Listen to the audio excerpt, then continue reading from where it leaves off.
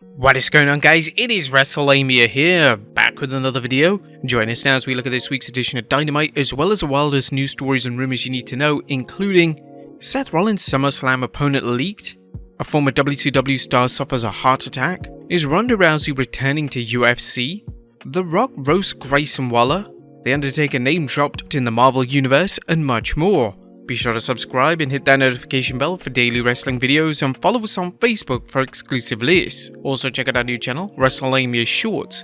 Now, as always, we won't recap the matches, but just look at the good, the bad, and the downright ugly.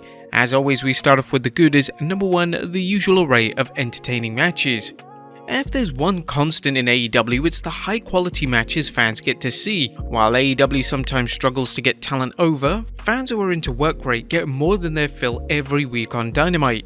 Last night was more of the same with 2 solid tag matches, an entertaining match between Commander and Chris Jericho, and a good debut for Nick Wayne. Number 2, MJF and Adam Cole, it's the journey, not the destination. Yeah, we've noted this before, but MJF and Adam Cole's unlikely partnership is so entertaining that it doesn't matter that nearly everyone knows how things are going to end up. And for the 0.1% of fans who don't, MJF will eventually turn on Cole.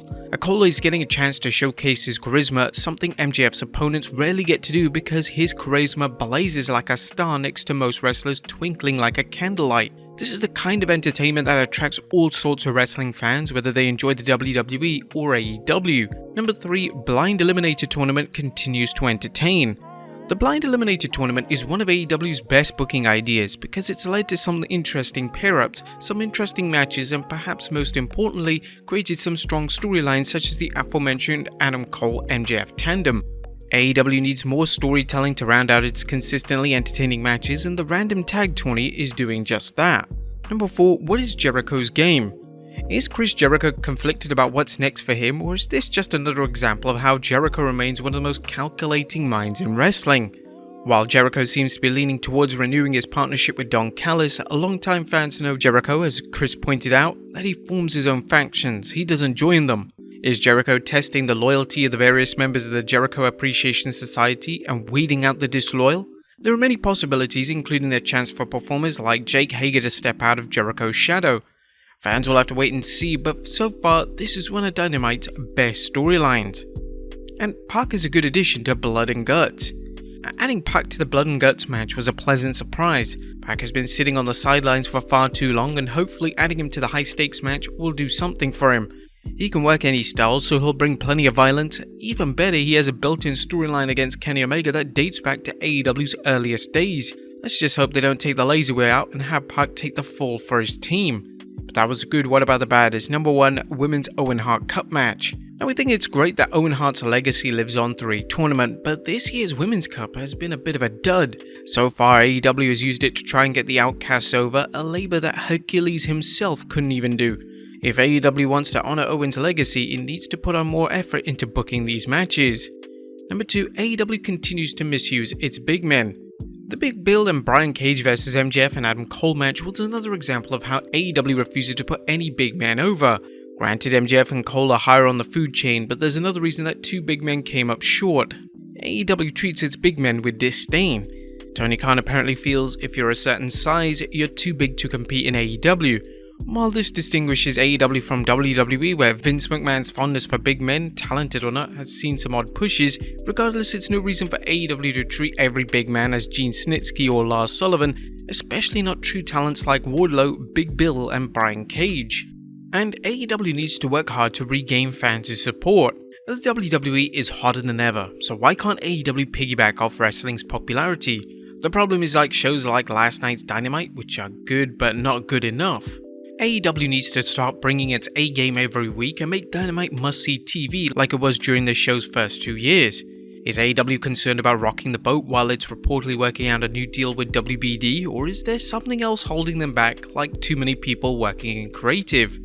That was nothing ugly. It's rare that AEW doesn't deliver a good show, but as just mentioned, it needs more. For example, Nick Wayne's debut, while interesting behind the scenes, didn't seem like much of anything other than a chance for Swerve Strickland to get a win and TV time. But what do you guys think of Dynamite this week? Let us know in the comments down below. Now let's move on to the news.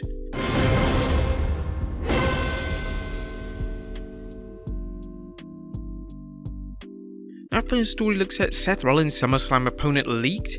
The SummerSlam is fast approaching and it looks like the WWE has Seth Rollins' opponent picked. Dave Meltzer recently reported on the Wrestling Observer Radio that Finn is wrestling Seth, that's for SummerSlam. Finn's being protected right now, Finn's beating everyone because they've got to get Finn back ready for Seth. I do know that the plan was for that Finn's going over, winning constantly because they've got to rehab him for Seth because that's at SummerSlam. The WWE left the door open for Seth-Finn rematch after Damian Priest's unexpected arrival distracted Balor enough that Finn's fans can argue the distraction cost him the win. And this rematch is likely going to be just as much as the growing rift between the Judgment Day's Balor and Mr. Money in the Bank, Damian Priest, as fans wonder which Judgment Day member will get booted out and whether the Archer of Infamy attempts a cash-in at SummerSlam. Next up, AEW moving to monthly pay-per-views. Could the AEW Galaxy see monthly pay-per-views? A recent rumor states that Warner Bros. Discovery is exploring this option with AEW as the two sides are rumored to be hammering out a new rights deal.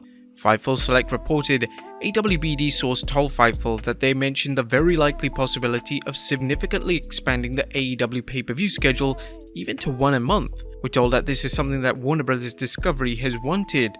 However, Meltzer said, "From what I've been told and I've asked around, is that this is something that's been talked about for a while and it's not a done deal right now. Do you think AEW should go to one pay-per-view per month? Let us know in the comments down below."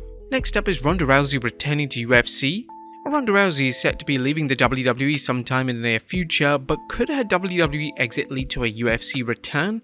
Current UFC competitor Chelsea Chandler addressed this chat during with MMA Junkie. "I've been hearing Ronda is coming back. I've heard she's coming back at 145. You never know. If I go out there and put on the performance I plan on putting, I'll welcome her to 145. I think it'd be a great fight. It's been a long time for her and things change, people get better, and I think people are onto her one-trick pony armbar. Money talks and she would bring ice to the sport again. I feel like her time in WWE is starting to go down, so I'd like to see it. Would you guys like to see Ronda Rousey back in UFC? Let us know in the comments down below." Next up, The Rock roasts Grayson Waller. A current SmackDown superstar's penchant for running his mouth backfired once again, this time when he threw shade at The Rock, only for the People's Champ to roast him online. Waller commented on how cringe The Rock's debut outfit was, adding, "I changed my mind, my MSG debut was better." But The Rock replied, "Man, you're right, that outfit was so cringe. Here's what's more cringe, the fact that you look and sound like you dropped out of some jabroni's balloon knot.